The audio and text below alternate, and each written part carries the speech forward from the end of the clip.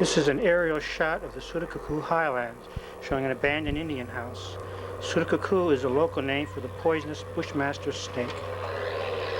Our plane landed at the Surucucu mission station, which was run by unevangelized field missions in 1973 and 1974. The Yanomamo in this region were actively engaged in tribal warfare at this time, and they would even shoot arrows at each other right on the airstrip. The males always carried their bow and arrows with them, and the bow is strung and ready to shoot. Indians who have had little contact with outsiders wear only a string around their waist.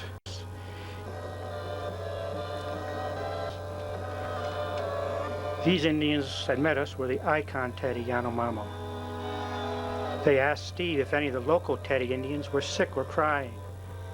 We later found out that they had attacked the local Teddies and wanted to know if their arrows had hit anybody. The arrows are sometimes over 6 feet long. The points are just jammed into the top of the arrow and can be changed depending on what the target is.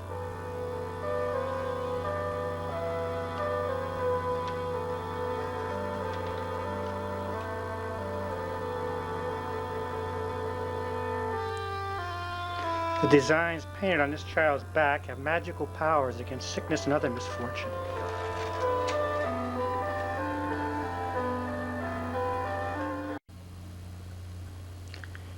When we arrived at the village of the local Teddy, we found the Indians very nervous. They had seen the smoke from our campfire this morning and thought we might be an enemy war party. About 15 local Teddy warriors had been hiding in the tall grass below the village, ready to ambush us. But then they saw we were not Indians. A few days earlier, enemy tribesmen had shot arrows into their village, but no one was hurt. The enemies were probably the Icon Teddies we saw earlier.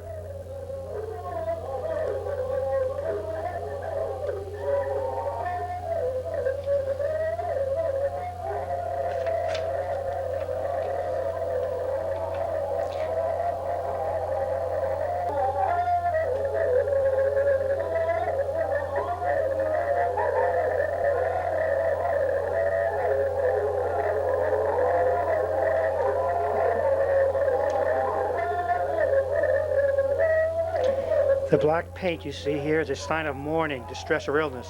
Apparently the child was sick.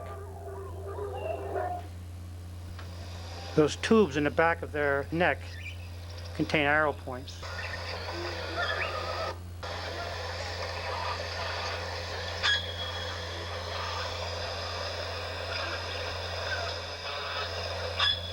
The arrow points are painted with curare poison.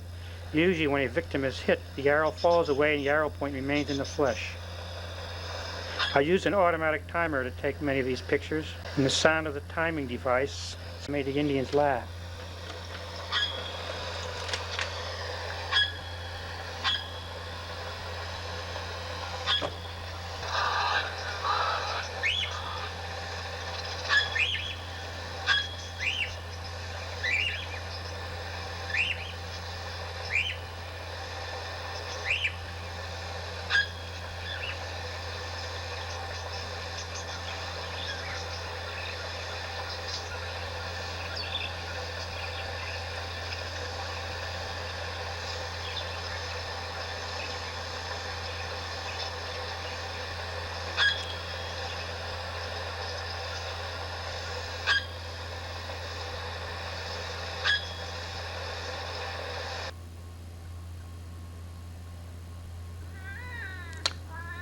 Steve gave the children medicine for intestinal parasites.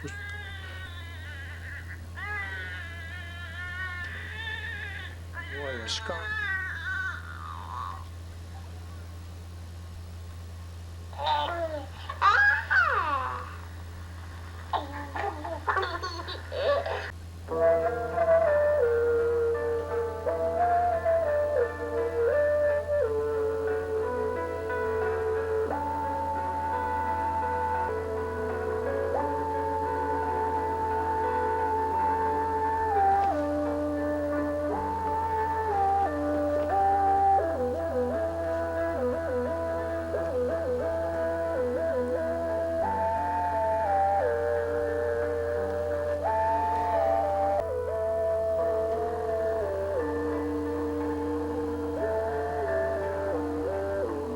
In areas of tribal warfare, the Indians build wooden forts or palisades around their communal houses.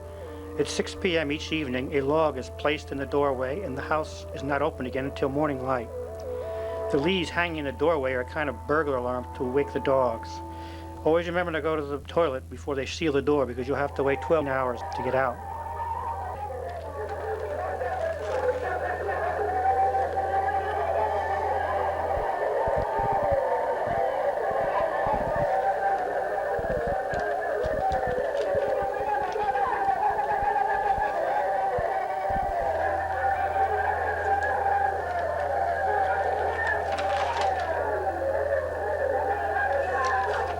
Mothers keep babies in their arms at night so they don't fall out of the hammock.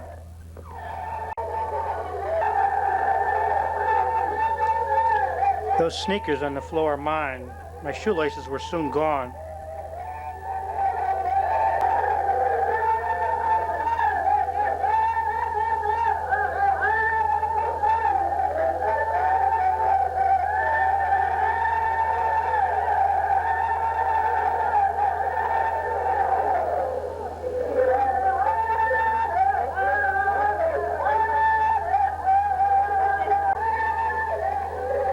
Each family in the communal house has its own living space and campfire.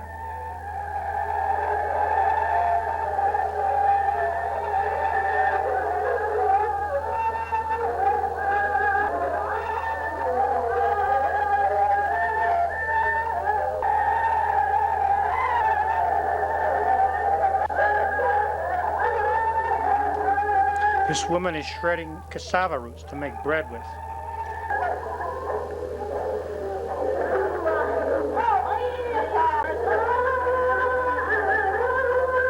This man is eating cassava bread.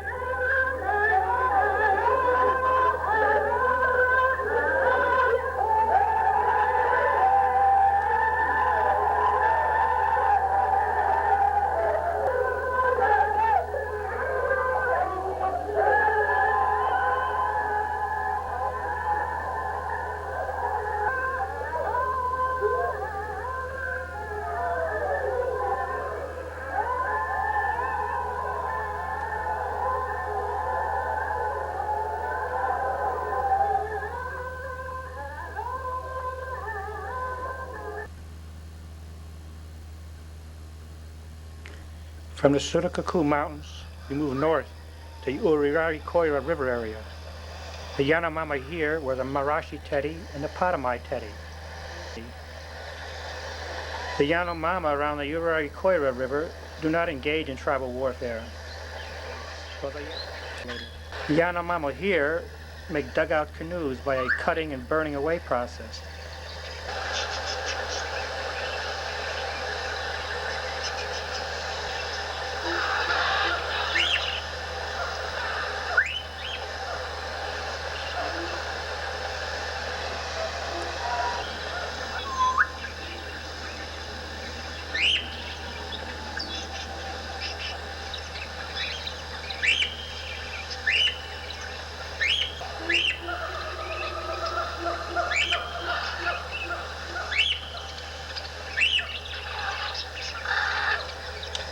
You see how that small log has now been expanded wide enough for several Indians to ride in that canoe.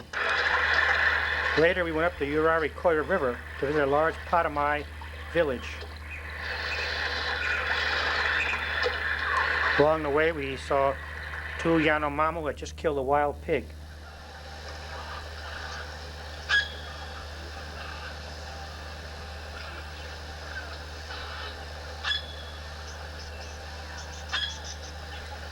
The Marashi Teddy were clearing the jungle to make an airstrip for the missionaries. They wanted an airstrip so they could get medical visits and Western tools such as machetes, axe heads, and cooking pots. You can see this lovely communal house has no wooden fortifications or palisades to protect it from attack.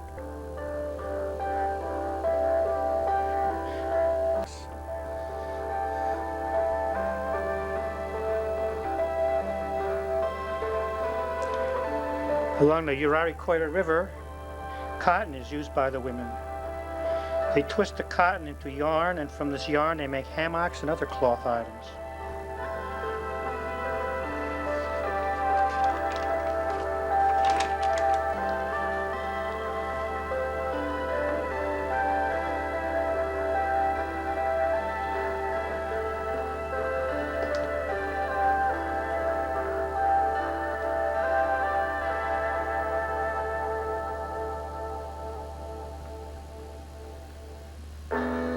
Notice the monkey in that woman's hair. All of these Indians love pets. Monkeys, small tapirs, wild pigs, and of course the dog, which is...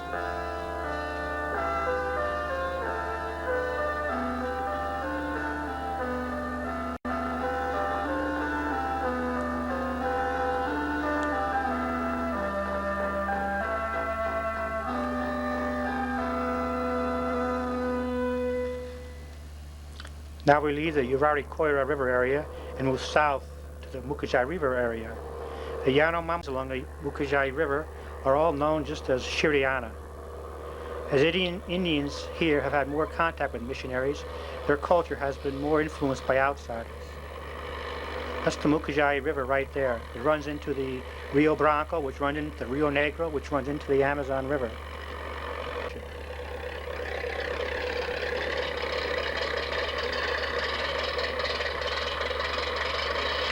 Steve Anderson and I left the Mucajai post with an Indian guide and his wife and their child. After we left the mission station, the Indian guide and his wife took their clothing off. Wearing wet clothing in a hot, humid, wet environment is very uncomfortable.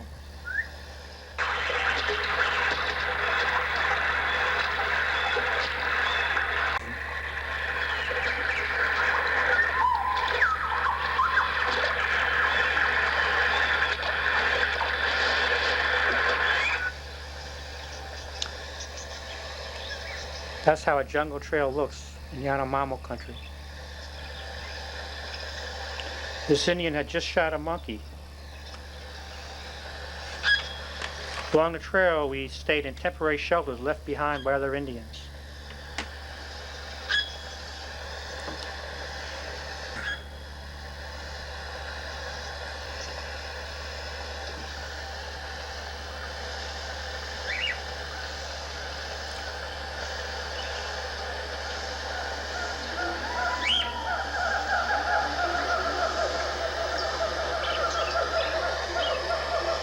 We arrived at the Shiriati band we were wanting to visit. They just built a roof for their new house and had invited a neighboring village to join them for a feast. The new house had no walls.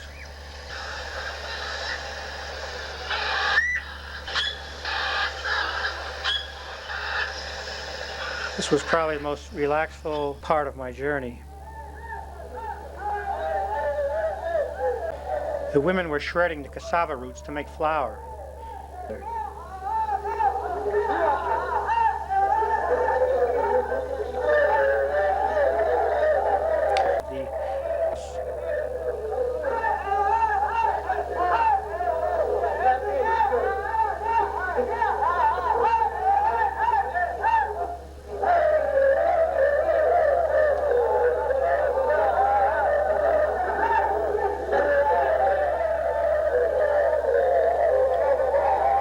This rough flour is then made into thick round cakes and baked into bread.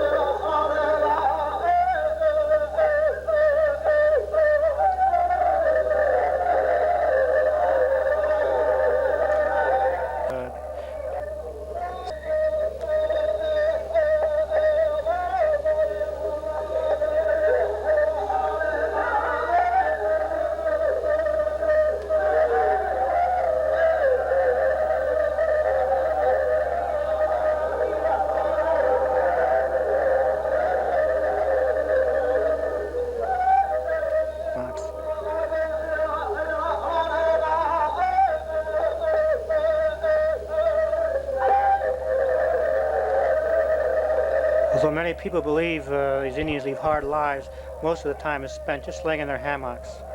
Occasionally the men will go out to hunt. They carry with them their hammocks, their bows and arrows, because they will sleep in the jungle for 2 or 3 days.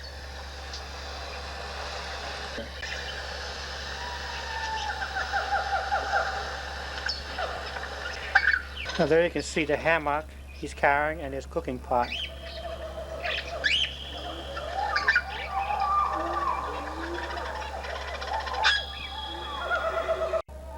This is the head of a large tapir which probably weighed several hundred pounds before it was butchered.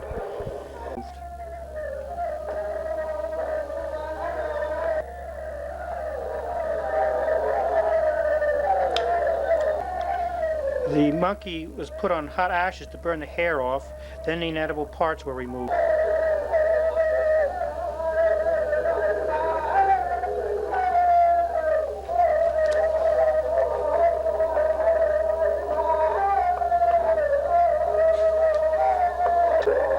As they cut the tapir meat up, the green-eyed dogs will stare at the meat, but they will not touch it until something is thrown to them.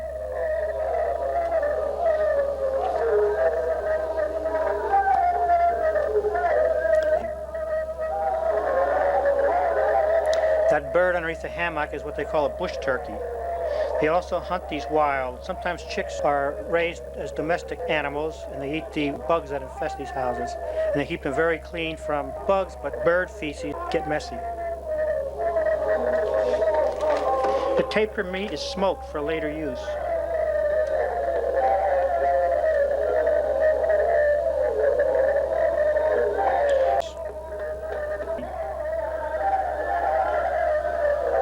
That's a small pet pig. These children enjoy sliding down the muddy bank into the creek.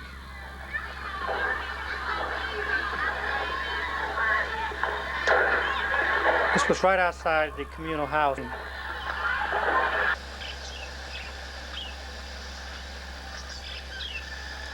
Now we came to the other Shiriana band. These were the more acculturated of the group, and their house was very unusual. The walls had mud mixed in with the sticks, and it had a window on the top that could be opened and closed to let in light.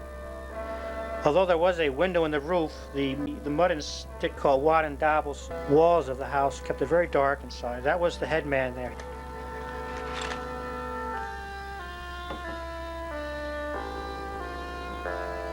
We visited.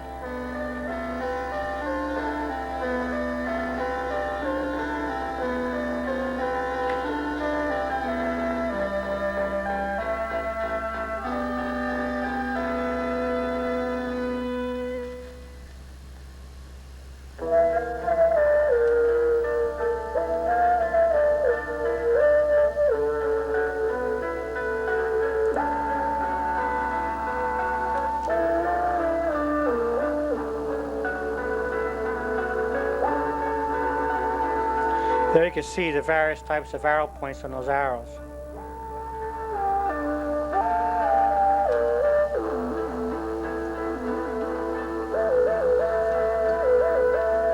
There you can see the wad and dabble construction on the walls. There's another bush turkey that they use to keep the insect population down.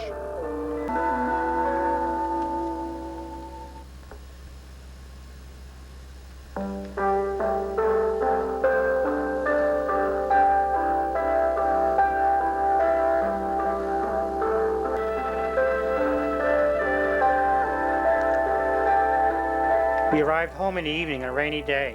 Luciano, our Indian guide, posed with me after we ended our jungle adventure. A few days later, the fly plane came by, picked me up, and took me back to Boa Vista, Brazil in the 20th century.